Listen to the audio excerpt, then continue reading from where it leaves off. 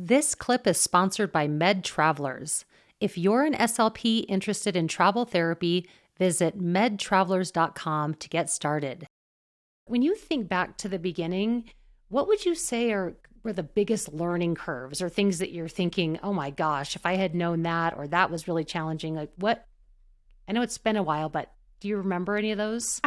At the time, housing was and really still is one of the biggest ones. So I did start traveling either right before Airbnb came out or like at the inception of it. And now the big like website for traveler housing is called Furnish Finder. So I definitely started before that. So at the time, finding housing was just so hard. I was like, how do I do this? So that was a challenge, and it still is a challenge, mostly now because the prices of everything have gone up. So you're constantly searching for like good deals.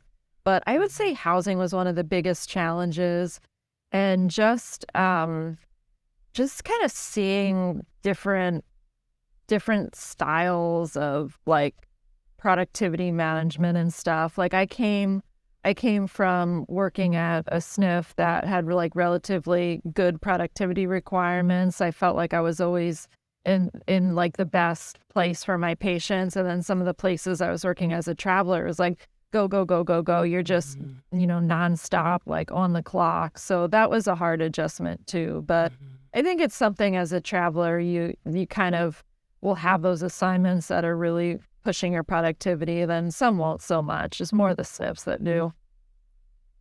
And would you say it's just really having to change that mindset to, you're hitting the ground running. There's not this ramp up period where if you're a permanent employee, you may have a little bit more time, but you got to be ready to go. Yeah. You're going. And that's how the SNFs are. You're just going, and seeing your patients. And you have to really be in the mindset of like, this is like, I'm a traveler, I'm a contractor, this is what I'm doing. And you push those 8 hours out, they go really fast. And then you kind of have your own time to do whatever you want to do on the nights and weekends. Yeah. And I think it's interesting too, because I know, you can also travel and do a school assignment. Yeah. And I think those give you a little bit more of that where it's, you're ramping up just as you would if you were a permanent employee. But I do think you're right that the medical, there is where you need to but you probably become an incredibly strong clinician because of it. Yeah. So anything after that?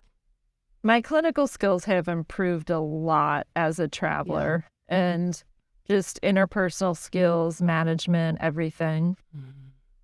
It forces your mind to expand. Like you also just have to always be learning new things. So whereas like if you're always working in the same place, you can get really boxed in with your thinking. You're always just forced to like learn and expand.